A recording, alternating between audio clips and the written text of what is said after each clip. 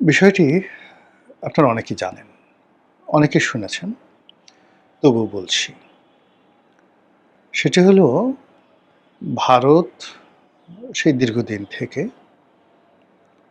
একটা প্রাণান্ত চেষ্টা করছে বিএনপির সঙ্গে একটি সমঝোতামূলক সম্পর্ক তৈরি করার জন্য। সেটি অনেক আগের থেকেই।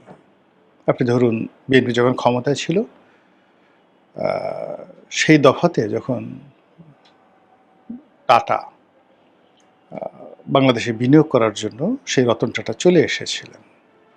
এবং বাংলাদেশ যখন ভারতে গ্যাস রপ্তানি করার ব্যাপারে নীতিগত সিদ্ধান্ত নিয়েছিল, ঠিক সেই সময় থেকে ভারতের সঙ্গে বিএনপির একটা ভালো সম্পর্ক তৈরি হওয়ার একটা পথ তৈরি হয়েছিল।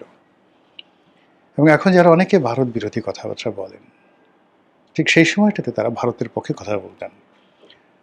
আপনাদের মনে আছে, বিনিয়োগ বোর্ডের সভাপতি ছিলেন এবং সরকারের জ্বালানি উপদেষ্টা ছিলেন আমার দেশের মজলুম সম্পাদক জনাব মাহমুদুর রহমান।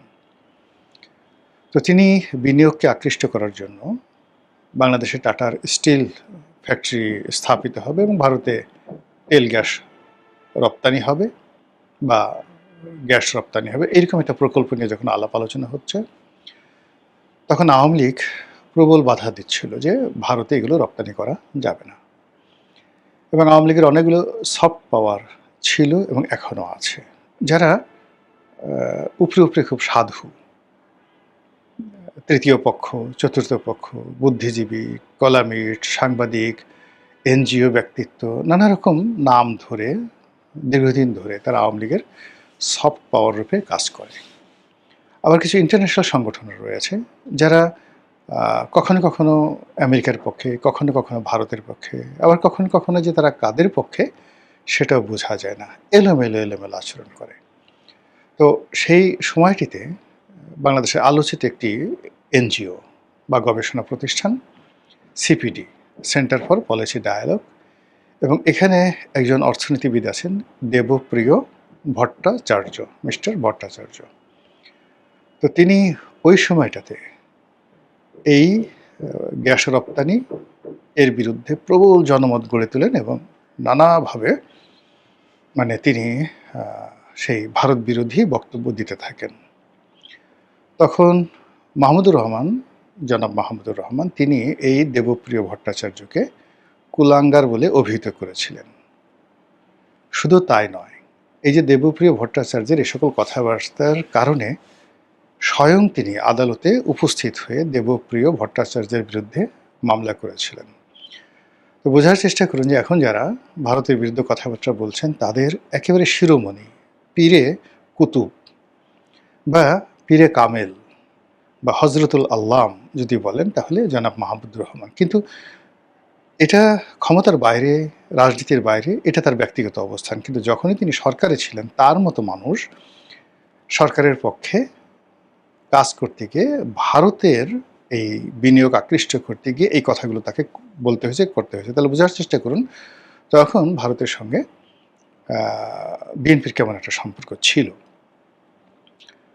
দ্বিতীয়ত, শেখ হাসিনা একাধিকবার বলেছেন যে 2001 সনে যখন বিএনপি ক্ষমতায় এলো, তিনি বলেছেন যে এই ক্ষমতা আমিও আসতে পারতাম।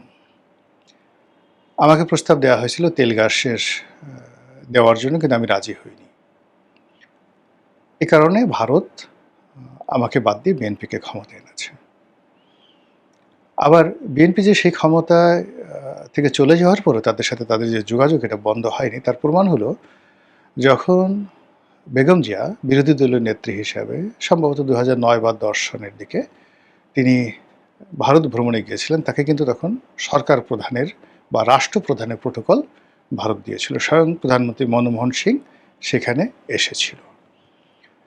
তো এই হলো ভারতের সঙ্গে বাংলাদেশের সম্পর্ক, ভারতের সঙ্গে বিএনপির সম্পর্ক, ভারতের সঙ্গে আওয়ামী লীগের সম্পর্ক। যদিও আওয়ামী লীগের যারা নেতৃবৃন্দ রয়েছেন তারা ভারতে আছেন, কিন্তু আওয়ামী লীগ খুব ভালো করে জানে যে তাদের ক্ষমতাচ্যুতির পেছনে ভারতের একটা গ্রিন সিগন্যাল আছে, যদিও তারা ভারতে আশ্রয় লাভ করেছে।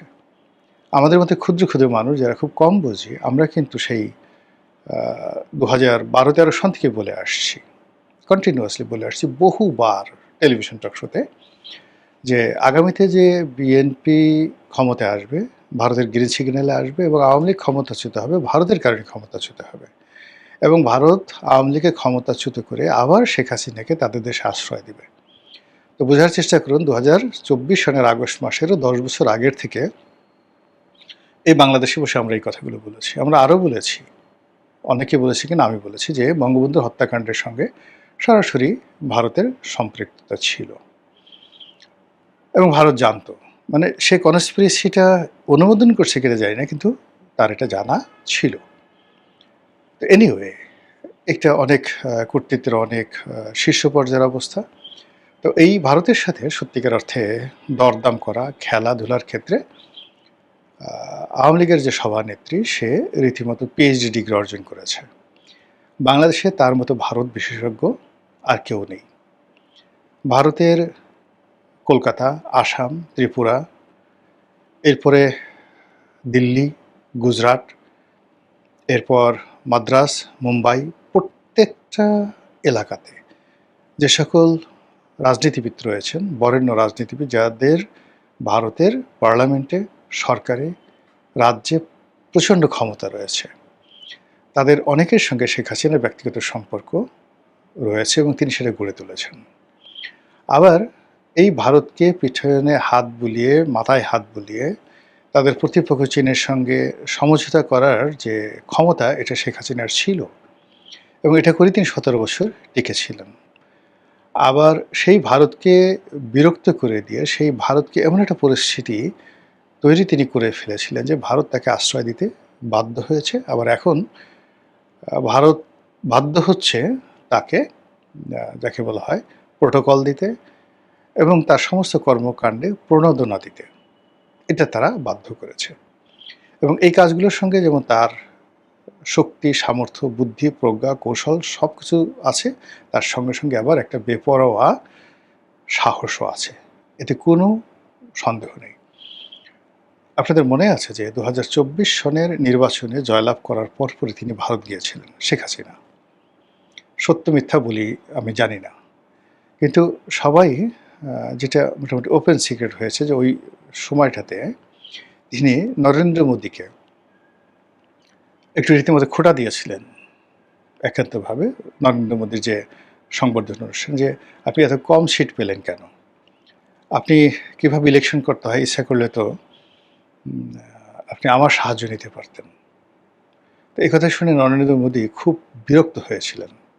অনেকে বলছে যে না, এটা এ ধরনের কোনো কথাবার্তা হয়নি, কিন্তু বাস্তবতা হলো যে শেখ হাসিনার পক্ষে সম্ভব ফুট করে টুস করে যে কোনো কথা যে কোনো লোকের মুখের উপরে বলে দেওয়ার মানে একেবারে দুর্দান্ত ক্ষমতা তার রয়েছে। যাই হোক, এরপর তিনি সেখান থেকে ফিরে এলেন। এখন যে কথাটা নিয়ে আলোচনা করব সেটা হলো সাম্প্রতিক সময় যেটি ভাইরাল হয়েছে। সেই বক্তব্যটা হলো গত সেই ক্ষমতাচ্যুতির পর থেকেই ভারত প্রাণান্ত চেষ্টা করছে আওয়ামী লীগের নেতৃত্বে পরিবর্তন আনার জন্য। শেখ হাসিনাকে বাদ দিয়ে এখানে নতুন নেতৃত্ব প্রতিষ্ঠা করতে ভারত প্রাণান্ত চেষ্টা করছে এবং ভারত, ডক্টর মোহাম্মদ ইউনূস এবং অন্যান্য যে সকল দৃশ্যমান এবং অদৃশ্য শক্তি তারা চেষ্টা করেছে, কিন্তু শেখ হাসিনার অনড় অবস্থান। তিনি যতদিন জীবিত আছেন ততদিন তিনি ক্ষমতা ছাড়বেন না, তিনি দল পরিচালনা করবেন। ফলে কি হলো, ভারত চেয়েছিল যে বিগত নির্বাচনে আওয়ামী লীগ অংশগ্রহণ করুক, ডক্টর মোহাম্মদ ইউনূস একটা ছাড় দিতে চেয়েছিলেন, তো কিন্তু শেখ হাসিনার সেই অবস্থানের কারণে সেটা হয়নি। তো এতে করে আসলে আলটিমেটলি বিএনপির উপকার হয়েছে। এর কারণ হলো, যদি ভারতের কথা মতো শেখ হাসিনা আওয়ামী লীগকে রিফাইন করার জন্য অনুমতি দিতেন, তাহলে ডক্টর মোহাম্মদ ইউনূসের ক্ষমতা প্রলম্বিত হতো এবং আজকে তারেক রহমান সাহেব প্রধানমন্ত্রী হতে পারতেন না। দ্বিতীয় হলো, শেখ হাসিনা এবং ভারত যুগপৎভাবে বিগত নির্বাচনে বিএনপিকে সাপোর্ট দিয়েছে এবং সেটা যদি না হতো, জামাত যেভাবে ম্যাটিকুলাস ডিজাইন করেছিল, জামাত ক্ষমতায় চলে আসতো।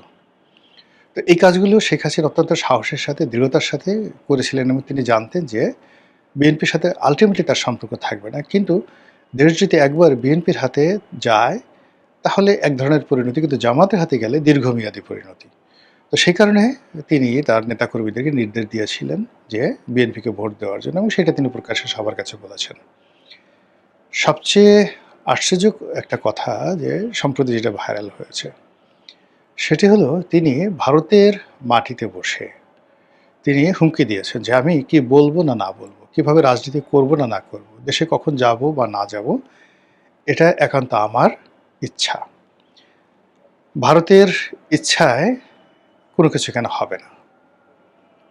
এখন বোঝার চেষ্টা করুন এবং এই কথা অনুযায়ী কিন্তু দেখুন আবার ভারতের পররাষ্ট্রমন্ত্রী মিস্টার জয়শঙ্কর তিনিও বলেছেন যে, "হাসিনা জি আমাদের সম্মানিত মেহমান।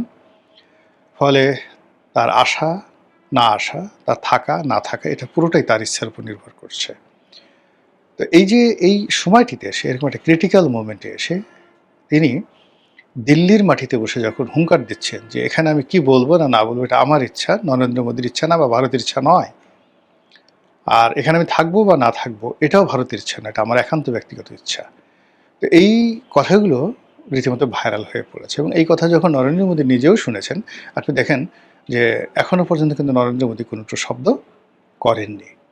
কাজেই যে শেখ হাসিনাকে নিয়ে আমরা সমালোচনা করছি, যে শেখ হাসিনার সাহস নিয়ে দেশে আসতে পারবে কি পারবে না, সে আসবে কি আসবে না, আপা আসবে কি আসবে না, এগুলো নিয়ে যারা কথাবার্তা বলছি, তারা এই বিষয়গুলো নিয়ে যদি মূল্যায়ন করেন, তাহলে বুঝতে পারবেন যে আসলে আমরা যা চিন্তা করছি, ভাবনা করছি বা যা কল্পনা করছি, তার থেকে শেখ হাসিনার চিন্তা এবং চেতনা বহু বহু যোজন দূরে। রহস্যময় চিন্তা তিনি করেন, রহস্যময় কর্মকাণ্ড করেন এবং সারাটা জীবন একেবারে সেই শৈশব মানে কৈশোর থেকেই বেপরোয়া চালচলন করেন। তাকে বলা হয় ক্যাশ চাই ওম্যান। আমরা বাংলায় যেটাকে বলি বিলাই চোখের মেয়ে মানুষ, আঞ্চলিক ভাষায় বলা হয়। তো যে সকল মেয়েদের বা মহিলাদের ক্যাশ চাই থাকে, তাদের দৃঢ়তা, তাদের সাহস, তাদের শক্তি, শিকার করার ক্ষমতা, শিকার ধরার ক্ষমতা, প্রতিপক্ষকে ভয় দেখানোর ক্ষমতা কি অসাধারণ থাকে। যারা জানেন তারা এই ক্যাশ চায়ের যারা মহিলা বা মানে পুরুষ নয় কিন্তু ক্যাশ চায়েরই মহিলা, এই তাদেরকে যমের মতো ভয় পান।